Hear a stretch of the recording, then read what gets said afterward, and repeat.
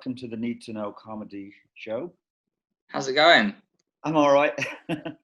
So, how are you finding the lockdown now? It must be. I feel like there's been about 3 different lockdowns for me. Like the first sort of like 2 months, I was so productive, and like I used it.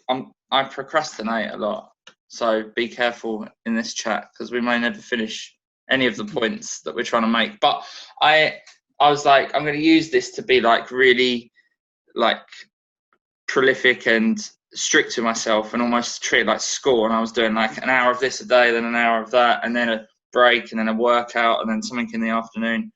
And then once I got a lot of things completed that I realised I can't really use till the real world comes back, I was like, what's the point? So then I sort of drifted for a bit, and then I started doing some online stuff, which is like pretty regimented in when I have to get it ready by like podcasts and like a chat show thing that I'm doing on Twitch. And now I'm just having a little sort of week where I don't do them, and now I don't know. Who knows what comes next? Yeah. Have you done any stand-up online? I've done a couple, but it's fine. But I just don't.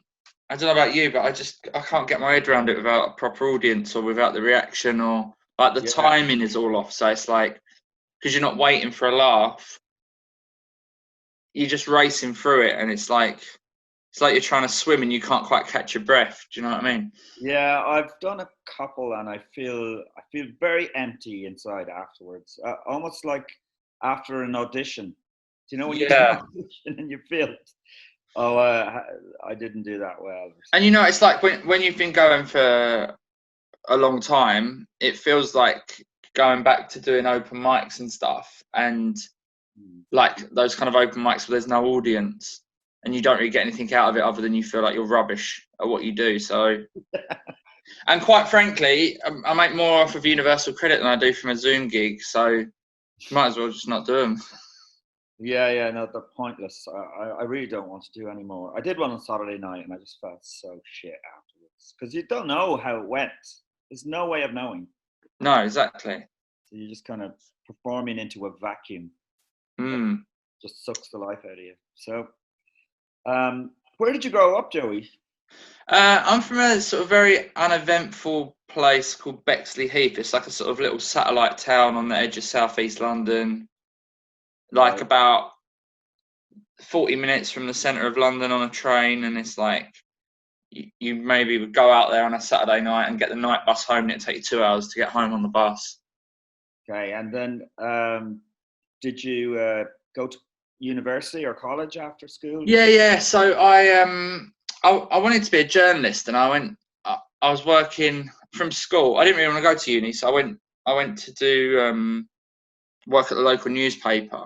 But I was in the printing side of it, and I was like, I want to be a journalist. And they were like, the only way you can do that is to go to uni. So I went to Greenwich Uni and stayed at home. Weirdly, I was tossing up between should I buy a car or move away to uni, and I definitely should have moved away to uni, but I learnt to drive instead. And then I went to Greenwich Uni, got bored, and towards the end of my second year, I started doing a stand-up comedy course. And then, by the end of my third year, I was like, this is what I want to do with my life. So really? I just started while I was at uni, basically. Right. And had you done any kind of performance? At school, I always thought I was going to be an actor when I was like even from like the age of about 5, I was like, I want to be on TV. I didn't really know what that meant, which is a strange thing for. Yeah. I was talking to my wife about this the other day. I was like, isn't that mad that like that's what I thought when I was that small? Like that's a weird ambition to have when you don't really understand what it entails or anything like that. But yeah, so I did a bit of acting at school and like did drama like up to A level and stuff, and like we took a play up to the Edinburgh Festival. But then I mean it was rubbish. We did Glenn Ross, and none of us could do American accents. But and it got reviewed saying that we couldn't do American accents. But also people came to it, and it's like, having been to the Edinburgh Festival loads as a comedian, you think, why would anybody not associated with us go and see a bunch of 15 and 16-year-olds doing a David Mamet play in a church hall? But people were coming, but it's like, there was so much better stuff on, surely. Why would you go to that? Do you know what I mean? Right, yeah. So so I sort of did that at school, but like I always had my eye on, like from the age of about 11, like I loved Vic Reeves and Rick Mail, and I had a friend called Lauren who I'm still in touch with. We used to she lived on like a couple of roads away, and after The Smell of Reeves and Mortimer had been on, we'd sort of like scuttle up to one of our bedrooms with a talk boy and basically act it all out, doing all the voices. So I didn't really know what that was, but I knew that's what like all my mates were like interested in, you know, like Gazza or Gary Lineker. And I'm into football as well, but like I wanted to be Vic Reeves. And then I remember seeing Harry Hill on Lee Hurst's Saturday night program doing his little weird 5 minutes of stand-up, but in a style I'd never really seen. But I just thought, who's this like mad guy? And I think I was just attracted to like really like eccentric, weird people. Like I remember being at my nan's house when I was about 12 and putting MTV on and seeing Busta Rhymes and his like really like outlandish costumes and like really like getting up close to the camera and like making all those weird noises. And then I was like, oh my God, like it's okay to be this kind of like weird, eccentric adult. Like you don't see that very often. So I was just really fascinated by those types of people. Right, yeah. Well, it's interesting that you reference Harry Hill and Vic Reeves and Smell of Reeves and Mortimer, because I have the feeling, maybe I'm wrong, that the comedy scene has gone very mainstream of late in the last maybe decade or two. Yeah, I definitely think so. And I would even say so for myself a little bit, for just completely organic reasons. Like, I think the only surreal comedy now is kind of like almost character driven. Like if you look at someone like John Kearns, he's basically playing a character. Do you know what I mean? Or, you know, Angelos is a character, Brian Gittins is, but there's not lots of, or like sketch groups can be surreal, but there's not a lot of really surreal stand-ups. Like, and the only ones there are kind of still hanging around from a kind of generation before Tony Law, Andrew O'Neill, people like that. Right, yeah. And I don't know what it is about the scene that changed it somewhat. I suppose that there was a lot of small comedy clubs run by comedians, and that gave a license to be more experimental. And then totally. It became a bit more corporate and. Yeah, and I think Edinburgh Festival really has changed a lot in terms of, I think, like when I started, I wasn't going to go this year, but up until then, I'd done 11 years out of 12 years. And when I first started, it was like people like Simon Munnery would like go up there without a show, and by the end of it, they'd have a show. And so you felt like it was a place to go and experiment. Whereas now, you just get hammered, like reviews wise, if you don't, like, you have to go up there with a finished product rather than going up there to make one. And I think when I started, it was you go up there and by the end of it, you've got a show, not the beginning of it. Right. Yeah. So, but I felt like I lost my way a bit, and I went to Australia to try and do some gigs. Like my wife was doing a show out there as an actor, and so she was like, "Why don't you come and visit me?" And I was like, "I'm not going to be able to afford." And she was like, "Yeah, but then you can write the flights off against tax." And I was like, "Oh yeah." So I went over, and then someone dropped out of like a 5-night run, and I just did a kind of like best of all my old like stupid sort of surreal stand-up that I had done over the years, and it went really well. So the next year I went back with a show, and in Australia it does feel a lot more like they're willing to experiment. There's a lot of like cool, good surreal comedians over there, but not so much over here, I don't think. Right, yeah. So what happened? Did you kind of drop out of it for a while? No, I never dropped out, but like, I mean, so I got really lucky early on, and I just thought it was basically easy. Like, I within about 3 years of starting, I was like, I did a gig with, I managed to get an agent. I did a gig with Noel Fielding. He liked me, took me under his wing. He got me working on Noel Fielding's Luxury Comedy. He got me on Nevermind the Buzzcocks, or he got them to see me. Like, they still had to like come and watch me do a gig and be like, yeah, this guy's good, or in their eyes good. But probably 50% of the time, all that time, I was still like dying a lot because people didn't get my style, or also I was very much like style over substance. Like me being a surreal comedian was everything. Laughs were almost second to that. Like, to not be hack was like my number one thing. And then as I got older, like, just simply, well, yeah, so then from there, I was then getting booked for loads of stuff that I wasn't ready for because I'd done Buzzcocks. So then I was dying in more high-profile clubs than ever before, and then getting blacklisted a lot quicker by people, I think. Yeah. And so, and also because I thought it was easy, I was having a good time and like going out and chasing girls and all this kind of stuff. And like, I wasn't really perfecting my art. Do you know what I mean? I thought I had all the answers. But at this point, I'm still like 24, 25.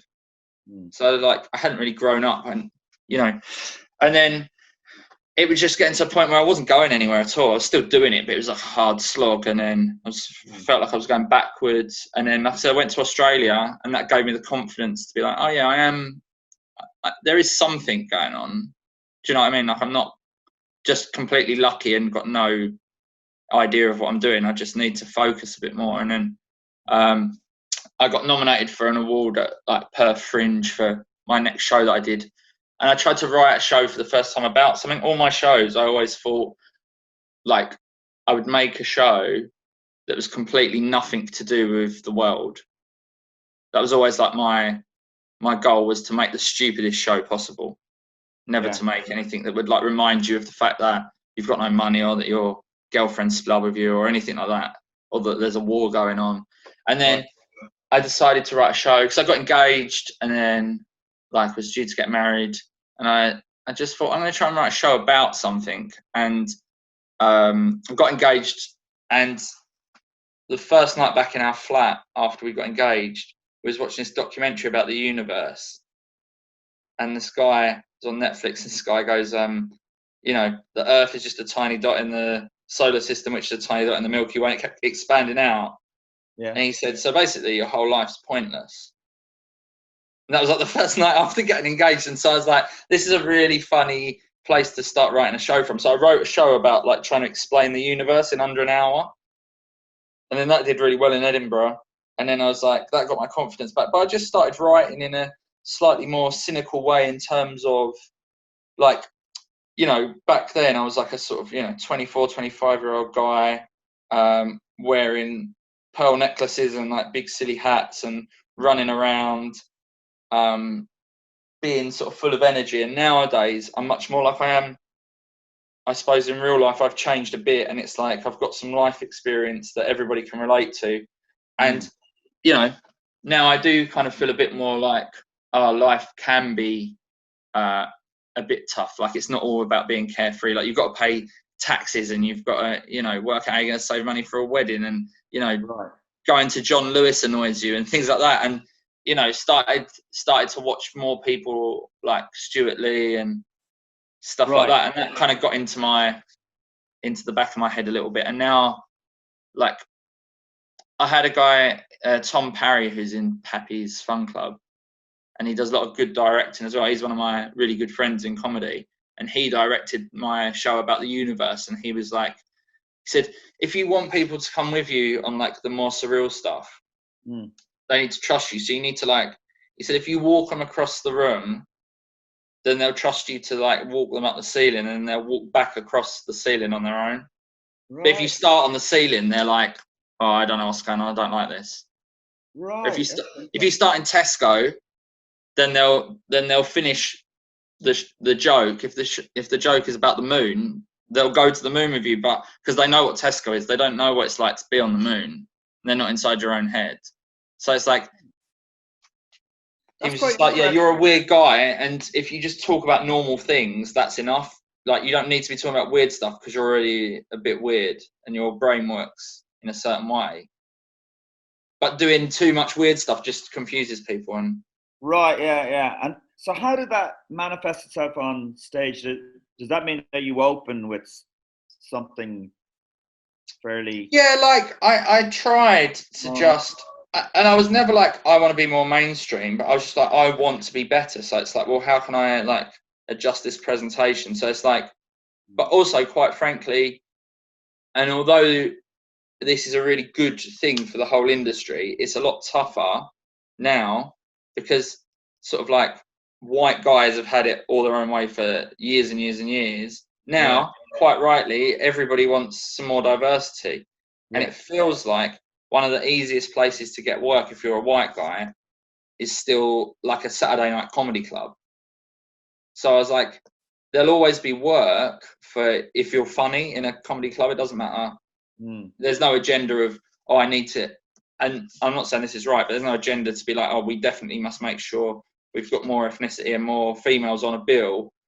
When it's like a Saturday night full of stag dudes, they just want anybody who is definitely going to do the job correctly so that they don't get complaints or there's no fight in the comedy club. Yeah, some of these they are the easiest gigs to get, but that's not what you want, right? No, but I was like, if I can, you know, also it works both ways. If I can have a set that does really well, somewhere like that, right? Then in nicer clubs, I know it's definitely going to work, and then that gives me more confidence. And then all of a sudden, so like my club set starts with a bit about, because I wear on stage, I wear a lot of like sort of pastel coloured suits or like quite sort of garish suits, which is what I would wear down the pub anyway. Yeah. Like, this is like the least dressed down I will ever be at this lockdown, for sure. Right. Okay. But like, yeah. So I always think I've got that there'll be like alpha males and people like that who will be like, I hate this guy before I even walk on. Like, normally I've just got a moustache as well these days. So it's like, got a moustache and like maybe like a pale pink suit on or a pale blue or green suit on. So I know already there's people. It's like on, what's that program, the dating one where they all turn their lights off. Do you know what I mean, with Paddy McGuinness thing? Yeah. Like a guy will walk out and there'll be 100 girls and like 50. Oh yeah. And it's like, I feel like, you know, there'll be parts of the audience that do that. So then my first job is to go, right, I will show that I'm like, you know, can self-reference that some people think I look like an idiot. So I'll do a short joke about that. I'll do sort of something about the room, something about where I'm from, and then I'll start kind of doing a bit that shows how my brain works a bit. So like, I got this thing about how I turned 35 and I've got a John Lewis voucher for my birthday, but I'm afraid to spend it because I've never been in John Lewis. And I think once I start going into John Lewis, then I've officially become middle-aged. Right. And then I start going like, which is something I think people can get. And then I sort of just go into more and more detail about, you know, that process until I'm focusing on details that are so small that it becomes quite surreal. So I'm kind of like finding more surreal stuff in how mundane things are rather than going, oh, imagine if a shoe could talk, or like, you know, oh, there's a guy with a tentacle instead of an arm, which a lot of people don't get on board with. And, you know, I think that's for younger people. And I'm not saying I'm old, but, you know, that's something I would have done 10 years ago. But now I am more interested in like, oh, why is that pasta 30p dearer than it was last week? And then trying to write a silly conclusion to that. And most people can get on board with that. Yeah, okay. Yeah. But I mean, I think as you get just more experience, you probably learn how to make the more surreal material work. You know what I mean? I'd say if you went over your material that you started out with, you could probably make it work now. Oh, yeah. You know? Yeah. But I think also it's like, you know, the surreal stuff is like a really nice kind of extra bit of shine on the top of what I do, as opposed to being the ingredients of the whole thing now. Okay. So if you don't like, or you think you don't like, some people call it like purple monkey dishwasher kind of comedy, which I hate, like where someone's just being surreal for the sake of it. Like even back then, everything had to have logic and callbacks, like because of the Harry Hill thing, I was like obsessed with like tying everything up. So it made sense in its own world, but you still had to like get on board with me to come into this little world. Whereas now I'm sort of going into the real world and then taking people with me a bit. And it feels like I'm not being as weird, but then it's like, you know, 10 minutes in, like I had this thing about a packet of crisps and being like so I talk about being married to my wife, but she's not my dream girl.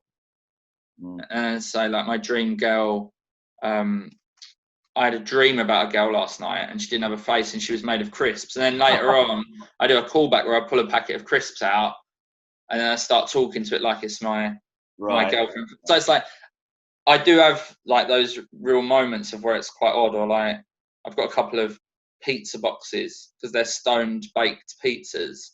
It's like just like two stoners having a chat, but I've literally got a pizza box on one hand and on the other, and they're doing like a little play.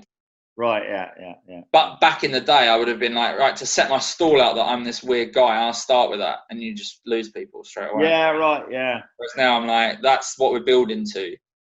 Yeah, I have great admiration for acts that like, because you've got to go through a few years of figuring out how to fucking do this. I remember talking to Tony Law a long time ago when he was doing a Jongleurs gig, and he was like so down because he wasn't able. He was doing fine. He was doing well and everything, but I guess he was frustrated with what kind of gigs he was doing and stuff like that. Because it's like, as a surreal comedian, like you still see it now if you like on the like Facebook groups that post for gigs. No whimsical acts. Do you know what I mean? Or like, if you walk into a club like, you know, Highlight or whatever back then, or like even like some Saturday night clubs have just got a reputation, like the Just the Tonic gig in Birmingham, which used to be a Jongleurs. It's like you walk into the dressing room and you can see some like dyed in the wall, like old school acts that have been around for like 30 years. They look at you and you can see their like heart sink because they know that the guy on in the middle is going to die because it's me. Do you know what I mean? And now, because I've like thought about it, and like I said, if I'd have thought this much about stuff back then I probably would have like stayed on TV from that Buzzcocks. But I think what happened was I did Buzzcocks, I changed managers, so I lost momentum with whatever they were trying to set up for me. Like I did the next series of Buzzcocks, I did like Christmas special, but then a lot more TV people were coming to see me, and I just wasn't good enough. I'm really good enough at chatting and like the kind of banter kind of thing on that panel show, so that's why I did really well on it. But then they come and see me for other stuff, doing stand-up, and like I said, probably 50% of the time I was dying. It's hard enough to get TV people in the room anyway, and if you die pretty much straight away, then you're basically, you're not going to get that second chance. And it's like, you know, that was 10 years ago for me now, and I don't ever really, like in things like this, I think it's important to talk about because people probably find it interesting, but I went for a period of about 3 years where I was like, I'll never get back to that level of my career, and what's the point in me still going? And like really thought about giving it up. Whereas now, like that doesn't really, it's not something I think about day to day. I don't think, I wish I was still doing something like Never Mind the Buzzcocks or working on a show with Noel or whatever. Now I'm just like, I've got a cool idea for this. Like I write, outside of the pandemic, I was writing every day, like working on my stand-up. Whereas, you know, 10, 12 years ago, I was like, if I had an idea, I would do it. And if it was okay, it would stay in my set, and I'd never work to make it any better. I was just like, that bores me to make that any better. Right, yeah. Too hard to make that any better. I'll just wait till I have another new idea. So I was always coming up with new ideas, but I was never refining any of them. So there was only ever at like one level of, unless I got really lucky. Yeah, I suppose at some point you realise that it's actually the work and working on it. But I actually really enjoy the work now. Like I'm fascinated with that kind of stuff, like working out which word is better to put at the end and how to like make the sentence slightly more succinct. So Was Australia then that kind of kickstarted you, or you know, reignited your enthusiasm? Totally.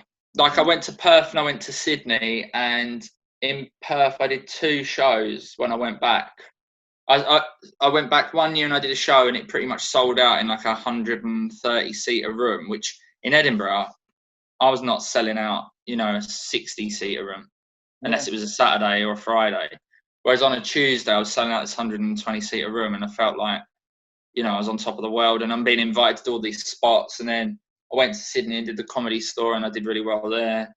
And then the next year I went back with 2 shows, sort of did a best of like all my old bits. And it's exactly what you said, doing them sort of 8 years later, you're much better at it. And it was just like, yeah, that was probably my favourite period of my career so far. And then that gave me the confidence to be like, right, now I'm going to write a set that I can do in comedy clubs. And like, even now I'm still really always looking to improve. Like I did some one-on-one sessions over Zoom with Jeff Innocent.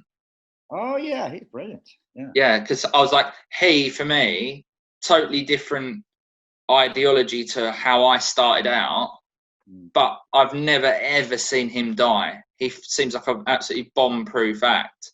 So, and I heard him on a podcast saying that he did like little sessions. So I said, if I can't learn something from him, then I'm mad. So I just got in touch with him, and then he gave me some, like, he watched one of my sets online, and then he did some pointers with me. And so now I'm looking forward to like implementing that stuff into my stand-up. But it was like my goal to start being able to do club work, because that's where the money is. And it's like, I've been trained all these years to like crack Edinburgh, but as you know, even if you crack Edinburgh, unless you do it on a free festival, then you're very unlikely to make money in one of the big venues, even if you sell most of your tickets for the whole run.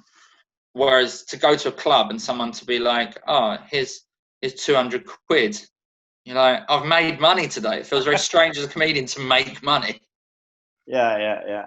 So would you say you have a different set for the club than you would do in Edinburgh? Completely different? No, I just think like the Edinburgh thing gets more over the hour. Like maybe the first 10-15 minutes is more accessible, and then I've got a chance to expand and like make it into this, make it into a show rather than just like a guy standing with a mic. Whereas in a set, I might do 2 or 3 really quite surreal things that people come up to me in the bar afterwards and go, oh mate, you're mad.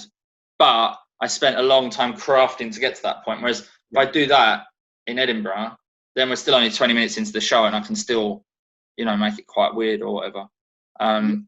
Last year I was going to do a show very similar to the space show, where I was going to talk about the afterlife in an hour, like what happens when we die. But I did a lot of reading on it, because I say always, it's 2 times I did it. When I did the space show, I read loads of stuff about space and the universe before I started writing it, like loads of books, and then tried to do the same with the space one. And I was like, it's really hard to make this stuff funny, actually. So then it became a show about like feeling old and like turning 35. And so the story was very normal and basic, but then I had these weird sort of cutaway bits where I was doing something slightly weird every now and again. And how would you develop the show? Would it be how far back out would you start writing it and performing it? Well, I think the earlier you can, for me personally, the earlier I can start, the more improvements I can make. So I would literally, if I was coming back from Edinburgh and going to do the next year, I would kind of have September off, maybe October, of like thinking about any of that kind of stuff. And then I would, in October, November, I would read a lot around whatever I thought the main subject might be. And then sort of straight after Christmas, I'd start writing news. In that kind of gap between Christmas and New Year, I'd probably spend about 3 days solidly just writing anything that came to mind after doing all this reading. Yeah. Not even necessarily connected to what I just read, but just see what comes out, and then see if I've got the bones for a show and start slowly putting it together from there. And then would you kind of discover it while performing it? You know what I mean? Like, yeah, totally. Like I do think it's good to work with somebody like directing it who's got a bit of an outside eye as well. So like, like I've used John Cordillo and Andrew O'Neill and Tom Parry, and I really like working with Tom. I'd probably, if I was going to do another one like this year, I'd try and get Tom on again. And but I would probably work on my own till about May, and then I would like doing previews and stuff and working out what works and what doesn't. But then I would get them in, and then they would look at everything I've done, even if it isn't in like the last 3 or 4 previews. I'd be like, but back then I had this idea and now I've got this. And then they would kind of help me make sense of it from someone from the outside, just kind of going, that goes with that, right? And you're like, oh yeah. You're so close that you can't see it. It's weird when you don't see things. Yeah. someone points them out. Yeah. And do you record your sets and listen back to them? Yeah, like I always hated that, but I've just tried to convince myself to like it. And I film them more often than not. Like, you know, phones are so good now. I've got a little Right. 8-pound tripod or whatever, and I just stick it up at the back. Yeah. Because also you never know what's going to happen. You might catch something that you never dream was going to happen. That's true. Actually, a phrase might come out, but it is fucking hard to watch yourself, isn't it? Yeah, like I've got such an annoying voice. I think I don't know why I've decided that I want to push that onto people, but oh, everybody thinks that. Everybody thinks that you've got an annoying voice. No, everybody thinks their own voice is annoying. Yeah. But I'm like, God, this is like, no, I just don't like it. I think this is it actually irritating. Okay. Nah. Well, listen, it's been great chatting, and I think maybe this lockdown might be good for comedy as well. Well, yeah, I mean, like, it's certainly like making me try other stuff as well, because you don't know. I'm worried there'll be a second wave, and then it'll be hard. Like, I think it'll be hard for the government to pay us all to sit at home again, and it's like I tried to treat this as like a writing thing. Yeah, like I got some money to do some writing almost, but yeah, I think like I've just started doing a little chat show on Twitch. I sort of did 4 of them with Next Up, and now I'm just working out how to make that happen every week. Yeah, right. Yeah. You think, well, the world might go back to normal, but if it doesn't, then at least I've like cracked on with something. Yeah, I think a lot of people are right now, and it might weed out a lot of people who are not really. I mean, because everybody and their wife is a comedian. Oh yeah. Yeah, 10 years ago it would have wiped me out. I think I was in a place where I would have been like, well, that's it for me. I'll just get a real job now. But really, yeah, now I feel completely different about it. So I'm like, yeah, I hang on and hope that a lot of people get washed away. Yeah, that's what I'm hanging on to as well. Yeah. So, well, listen, thanks a lot for the chat. But as this is the Need2Know Comedy Show, ask you, is there one comedian that nobody has heard of that you'd recommend? Yeah. So there's this double act, and they really remind me of a young Reeves and Mortimer. They're called Hot Pasty. They've done like 2 Edinburghs, and nobody was going to see their show. It was like in the back of a pub, and they had the football on in the pub, and the only thing separating them was a curtain. And I went, and I was like, I only went off the base of the flyer and the fact I was in there watching the football, and I heard this mad noises coming from behind this curtain. So I was like, I'm just going to stick my head in. And then I took some friends back, and then about 15 minutes from the end, about 18, 15, 16-year-olds turned up. And we was like, oh God, they've come to cause trouble. And they'd actually come to show their mates. Now, like, we're really sorry we were only here for the last 10 minutes, but we had to show this to our friends. Yeah. And then they were like joining in with their like weird catchphrases and stuff. And they'd written the show to the point that because they weren't getting an audience, they would be perfect for Zoom because they weren't waiting for any laughs. Right. They were just plowing through for an hour. And it was just great. It was surreal and the energy was great. And one of the guys, I've been using him on my chat show, is called Harrison Charles. And his Instagram is like amazing. He does all these like little short videos, and they're all just really like weird little character pieces, and they're really funny. I think his Instagram is Charles O'Nara. So Charles O'Nara on Instagram, and on Hot Pasty? Hot Pasty is the double act. Yeah. But yeah, like that's the one undiscovered kind of gem that I would say. Brilliant. I'll check that I out. like I'm constantly glued to when he puts another video on Instagram.